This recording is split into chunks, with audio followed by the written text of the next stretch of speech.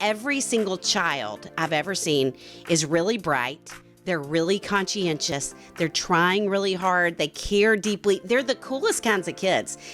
And I would say the same is 100% true among parents. It's parents who are well-intentioned, well-meaning, doing their absolute best to be all that they can be with the kids in their life. And so out of all of that care, we just get tripped up sometimes, and the anxiety takes over.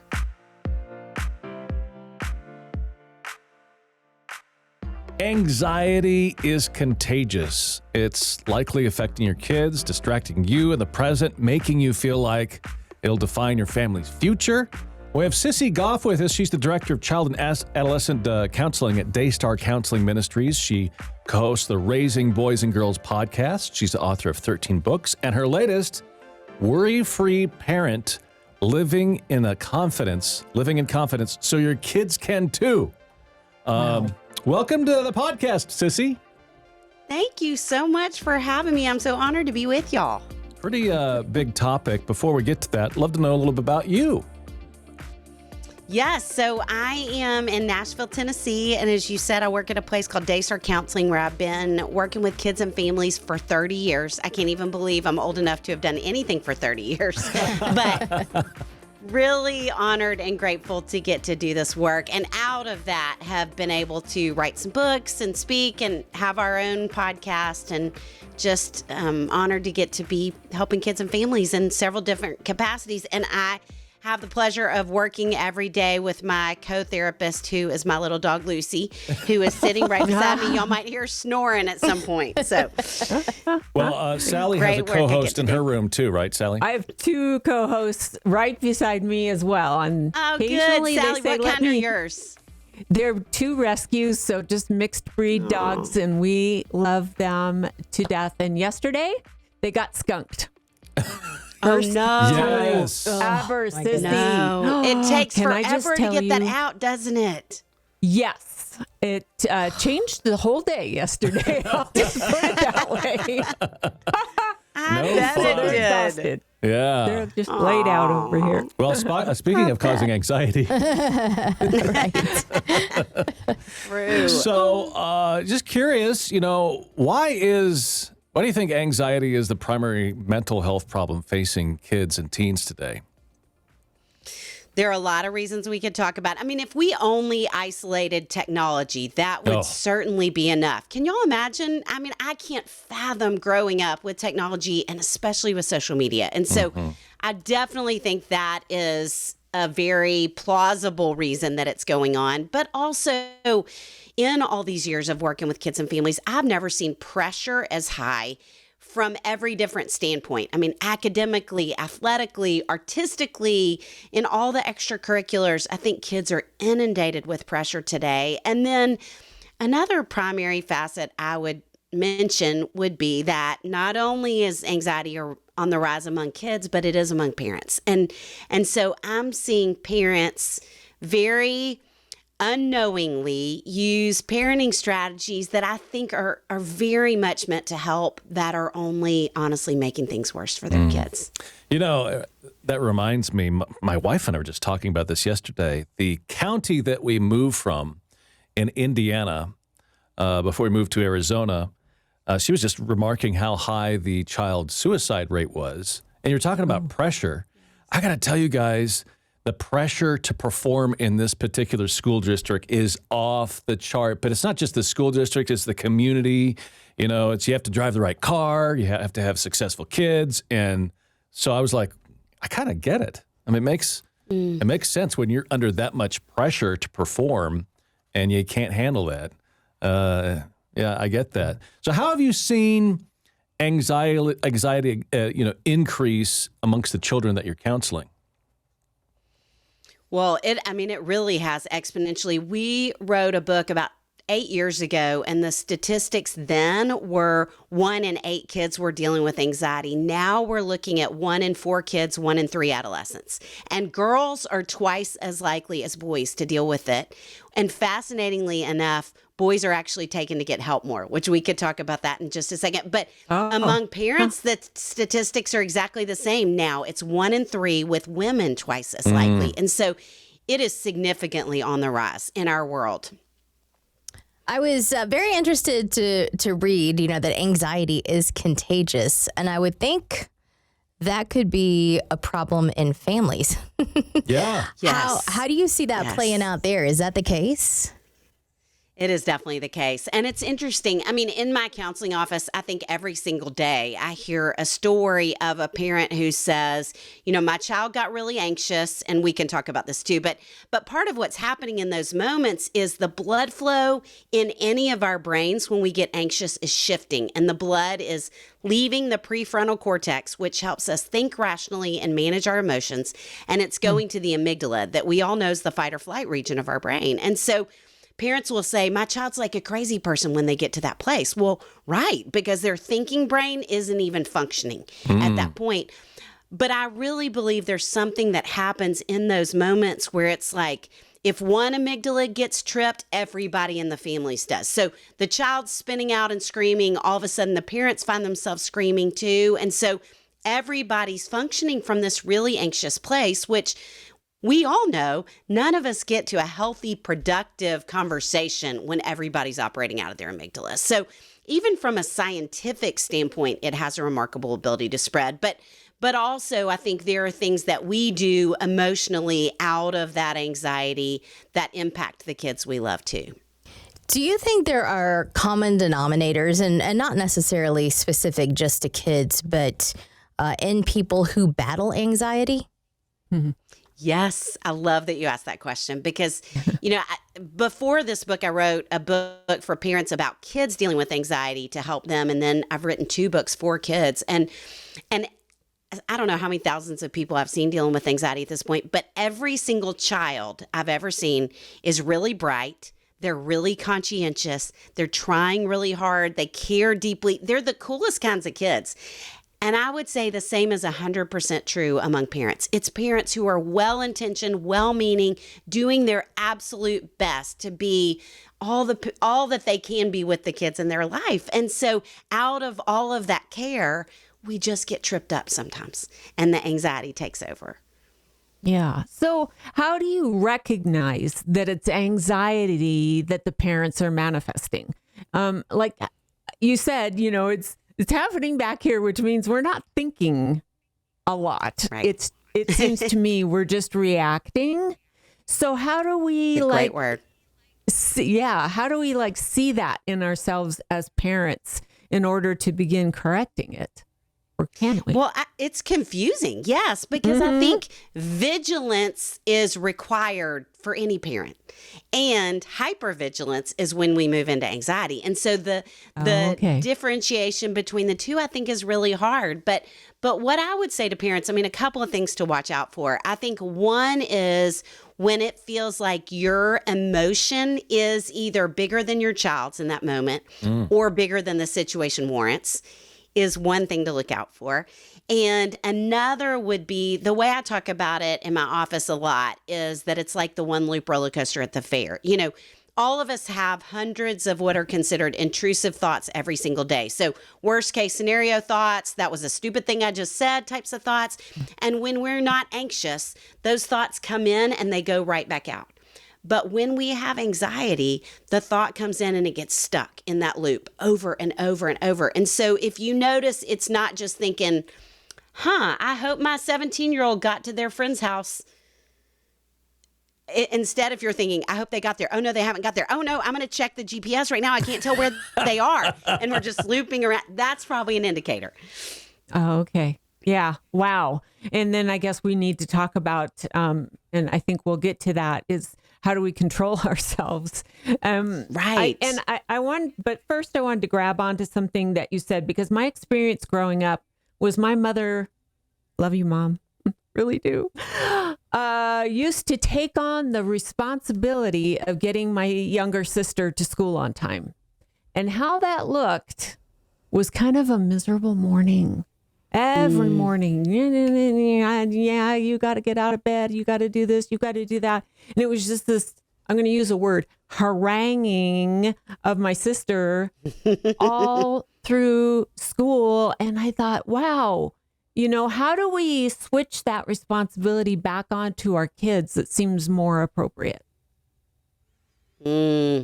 Haranguing. Yes. I know exactly what you like mean. that? And I like that word. Yes. And I think that's happening all over our world, that parents are doing that in the mornings. And the hard part of it is, I think the primary answer to how we stop doing those things is we let kids live with consequences. And so we let them be late to school and deal with having to go to Saturday school or whatever the consequences that are baked into their school system. But I think what's hard is I'm seeing more parents than ever before who are probably overcompensating for what they feel like their parents missed. So my parents weren't paying attention. I was in a lot of emotional distress. They didn't understand what was going on with me. So now I'm not only going to pay attention, but I'm going to fix it. I'm going to rescue them. I don't want them to have to deal with consequences. In the book, I talk about 5 parents I'm seeing the most, and it's obviously, we know helicopter parents who are hovering, trying to take care of everything for their kids. Backhoe parents who are trying to prevent and stop any mistakes from happening, cleaning up after them all the time. Bulldozer parents paving the road ahead of them. Sidecar parents. I don't know if y'all remember Adam West and Batman. Yeah. But, I remember a mom saying to me, I was so anxious when I was growing up, and I know that's what's going on with her, when in fact that wasn't what was going on with her at all. But the mom was displacing her emotions. And then the last would be parade float parents. So I don't want my kids to feel sad or go through anything hard, so I'm just going to make it fun and happy all the time. And so I think that's what you're talking about, rather than letting kids sit in discomfort, because discomfort creates flexibility, it creates a resilience, and it's so hard for parents to watch, especially the good parents who are trying hard that we're talking about, which is what your mom was doing too. She was doing the best she knew how to do. That's right. That's right. I love the illustration with construction equipment. That was great. I have a 4-year-old nephew right now, so I'm just thinking about that a lot these days. Yeah, That's awesome. Learned about skid steers, all the things. I love that. I think every parent worries to a certain degree. I know that God doesn't even want us to do that, but how do you know whether we've got a chronic problem? Yes. Again, if we're talking about from a statistical standpoint, 1 in 3 parents, 1 in 2 women, then I think we have got, I said that wrong. Can I say that again? Sure. You all. It's 1 in 3 parents, with women twice as likely as men. And so I think we need to think about, do you find yourself worrying every so often, or does this feel like it's not only just daily, but it's hourly, that you feel like you're perseverating? So not just thinking about it, but you're circling the drain around and around, and you can't stop thinking about it. You find, I had a mom who said to me, I'm trying so hard to be a good parent, it's like I'm not even parenting. And that kind of distraction that's what anxiety does to us. That's good. If we're, as parents, as adults, struggling with anxiety, we've already established that can be contagious throughout the household. Yes. What are some practical ways that we can create security? So, hopefully it doesn't transfer to the kids, but if the kids are already dealing with anxiety, so that it helps them out as well. Well, I would definitely say that the number one thing you can do for as a parent, for your kids' anxiety, is to deal with your own. And it's why I wrote this book, and not just a book about how to help your kids, but I feel like when our anxiety is going unchecked, kids can't help but absorb it. And they're often like thermometers on the outsides of our households, where we're seeing what's going on based on their behavior. And so, I think for you to do your own work of the things that that are coping strategies yourself, like doing deep breathing, as silly as that sounds, the things that we would consider mindfulness. So stopping in the moment. And in fact, I love when families have code words. I think that's one of the best things we can do, is have some kind of word that just the family knows. So you say, when you can tell everybody's amygdalas are getting tripped, that you say, watermelon or whatever the word is. And that means we're going to pause and we're all going to separate and we're going to take some deep breaths and we're going to come back from what's going on right now and have a conversation when we're in a calmer place. And so a code word, I think, is one of the best things. And then really to have some practices you do regularly. Square breathing is one of my favorites, where we basically draw a square on our leg and breathe as we're doing it. So the first line, we would breathe in for 4 seconds, pause in the corner, breathe out for 4 seconds, pause in the corner, in for 4 seconds, pause in the corner, out for 4 seconds, pause in the corner. 20 seconds of deep breathing begins the process of resetting the amygdala. And so when we can separate and do that, what's happening is that the blood vessels in our brain are dilating and it's shifting blood flow back to the prefrontal cortex. And so really, until we calm our bodies down, we're not going to be able to do anything else. We're not going to be able to have a helpful conversation. And so I think in that moment, pausing, going back, doing some work ourselves, and then coming back and having an important conversation is probably a better pathway. That sounds like good advice for parents, friends, family. Ah, no kidding. Any Excuse of us. me, I'm going to reset my amygdala right now. And I think everybody would. Yeah. Why are you be able to take drawing a on deep- your leg? Well, let me tell you. Well, I was told. Yeah, that's good. I like that. You know, from my experience, I think one of the biggest areas of causing me to feel anxious as a parent is thinking I'm blowing it. Like I'm not enough for this kid. This kid's failing and it's my responsibility. This kid's not succeeding and I've done something wrong. How? And that seems, as I'm listening to you, I'm like, I think I'm recognizing anxious feelings, there that I'm tripping up on. So, I mean, we're well-meaning, right? As parents, we want the best, and yet we get tripped up, and then our kids get tripped up. Yes. She's And just I smiling sat at with me. a mom. No, I sat with a mom who said that in my office. I'd never met her before. And I love that she said this. She sat down and she said, I want you to tell me two things. Number one, that what I'm feeling is normal. And number two, I'm doing a good job as a parent. And that's exactly what you just said. And I think we do think we're the only ones who are feeling this way. And I think that is the thing that makes every parent most anxious is I'm blowing it. Yeah. And again, if you're an anxious parent, one of our favorite tools from cognitive behavioral therapy, which is kind of the gold standard for dealing with anxiety, is called reframing. So I have some artwork beside me that has a black frame around it. If I popped off that black frame and put a gold frame around it, what you would see would look totally different. Different things would pop out about the painting. So reframing is taking a negative thought and doing the same with a positive thought. So instead of, I am blowing this all the time, every other parent is doing better than I am, to stop yourself in that moment. Maybe it's after you've said your code word and think, Sissy said the reason that I'm anxious is because I'm trying so hard. And I want to be a good parent, which means, in fact, I'm doing way better than I think I am. Mm-hmm. That is reframing.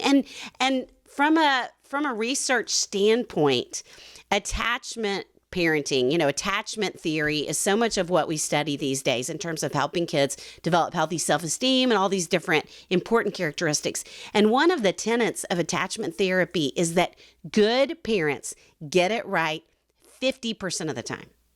Oh. That's what's needed for healthy attachment. 50%. I mean, that's a great bar to go for. Yes. Yeah. So you're doing at least 50%. Every parent listening, for them to even be listening to this show, is doing 50%. Okay. Yeah, a nice Christian way to put it is you can do a half bottom job. There's another term that people use, but yes. So help me out with this, Sissy. We have a 14-year-old son. My daughter is 20. She's got diagnosed with multiple special needs. So I have a unique dynamic in my family. And my wife does, because of my daughter, really, she has PTSD and what happened to her and how it happened and everything. So she does deal with anxiety. I don't know that I'm really in a position I can't really counsel my wife. Don't think that would go over very well. But my son is pretty anxious at times, especially it's like he'll come in and talk to us about something and he is ramped up. about this issue that really, when we both look at it, it's not that big of an issue. How can you help triage in that situation or on the spot calm another person down, like my 14-year-old? How do I get him to, on his own, keep that in check and realize what's going on?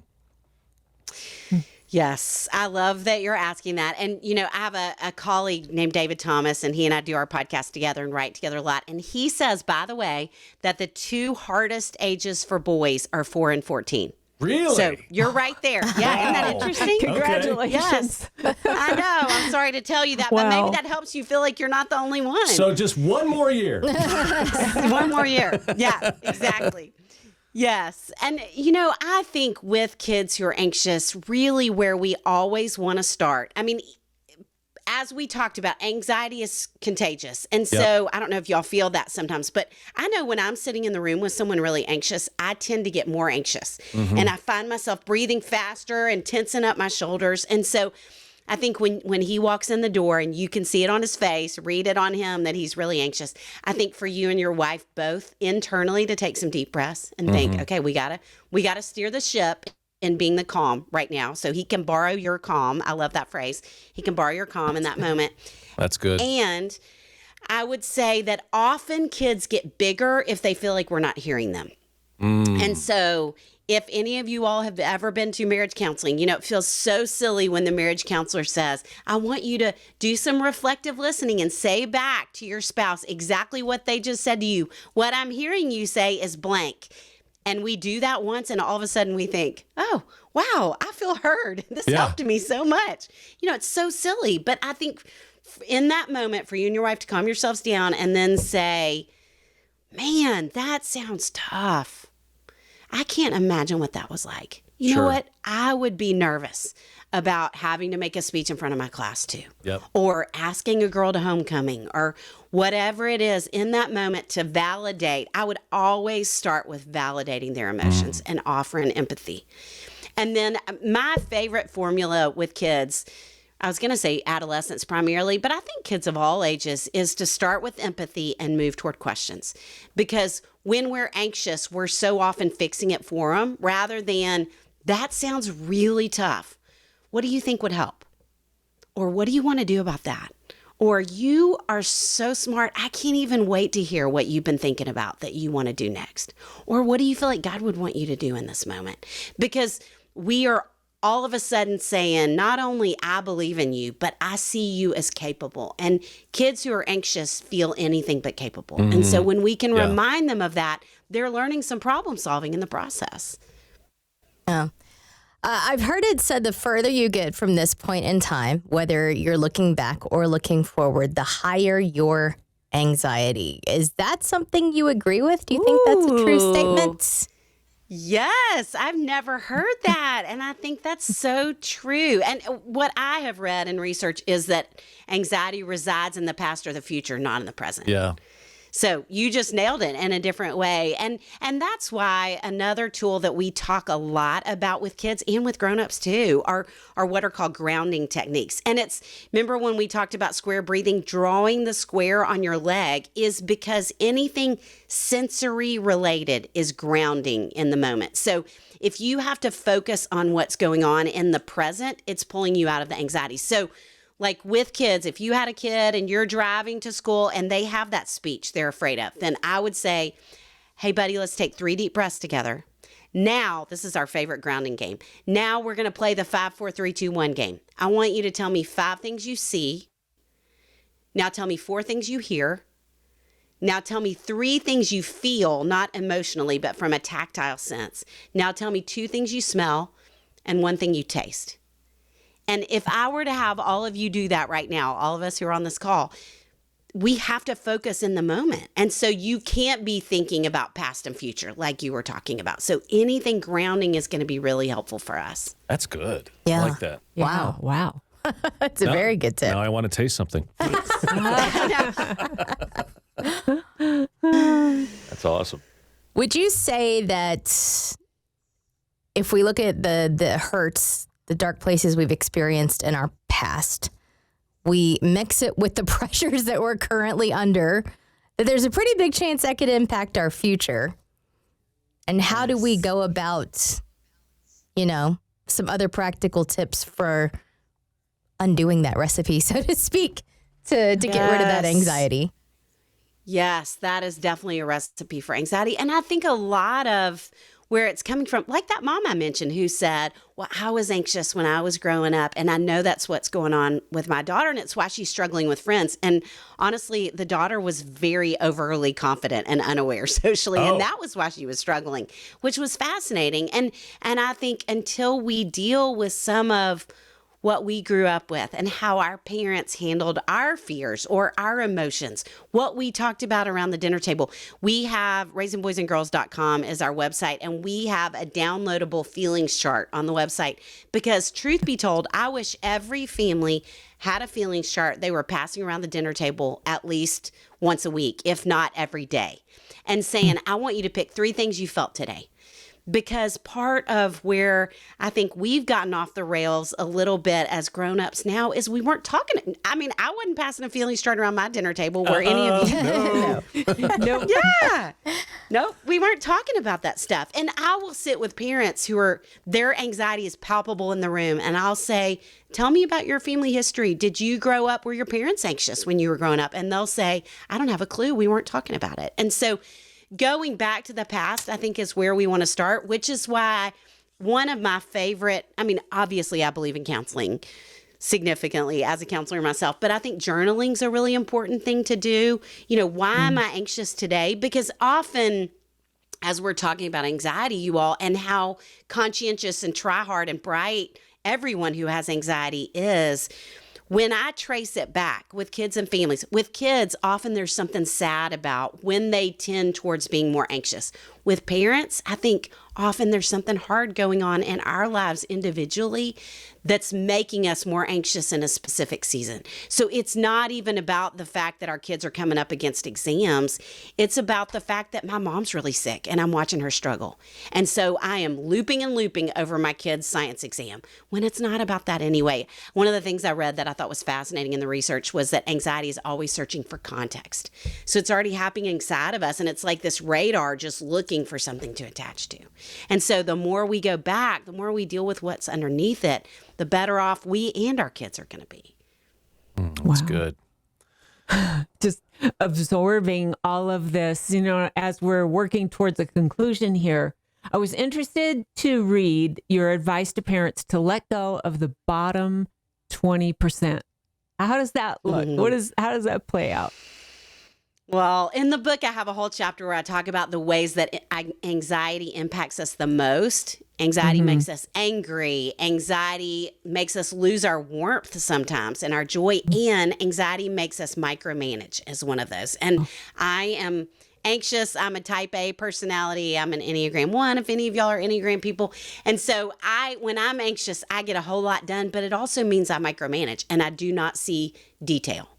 And so I run a summer camp for the kids that are in counseling with us. And when I walk outside, I see everything that is wrong before I see what's right. I see the things that weren't done before I see what was done, which makes me sometimes a hard boss to have. But it means I just don't see any detail either. And I think parents are often struggling in the same way. And so everything becomes significant. Everything becomes something to battle over. Or something for me to harangue them about, to go back to your word. I can end up nagging and nagging and nagging without meaning to. And when we're anxious as grown-ups, I think we're really intense. And intensity makes kids more anxious. When they read that on us, that's how it impacts them. And so I will say to parents often, I want you to pick the 10 things that you're battling with your kids the most over. What are the 10 things you find yourself talking about the most? And I want you to let the bottom 20% go.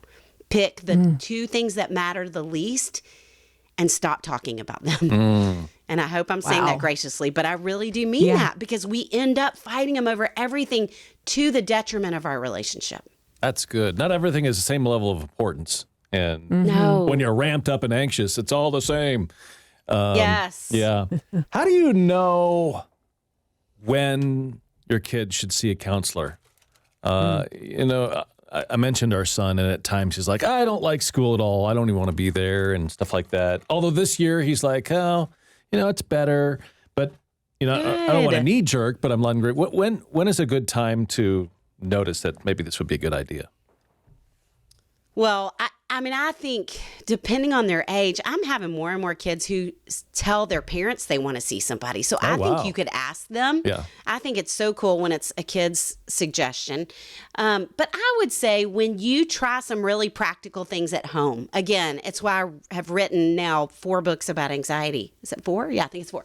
And my friend David Thomas has a great book called Raising Emotionally Strong Boys with a lot of practical things. I think when you try suggestions from a voice that you trust in this world, and it feels like they're not working, then that's when I would say, okay, this is bigger than maybe what we can do at home, and we need another voice. But I think I had a parent who said to me that she brought her daughter in for the first time. She said, my daughter did not want to come. And so I said to her, okay, here's the deal. As your parents, our job is to build your team. We have people who are on your team for your medical life, and they're helping us with changes going on in your body. We have people on your team for your brain that are your teachers that are helping us academically. Of course, we're going to have people on your emotional team because that's one of the most important parts of who you are. And that's what these counselors are going to be. We're not going to see them every week for the rest of your life, but I want you to have somebody in your back pocket that if things get tough, this is who we call. Isn't that a beautiful, healthy perspective on it? Yeah, I like that. Great.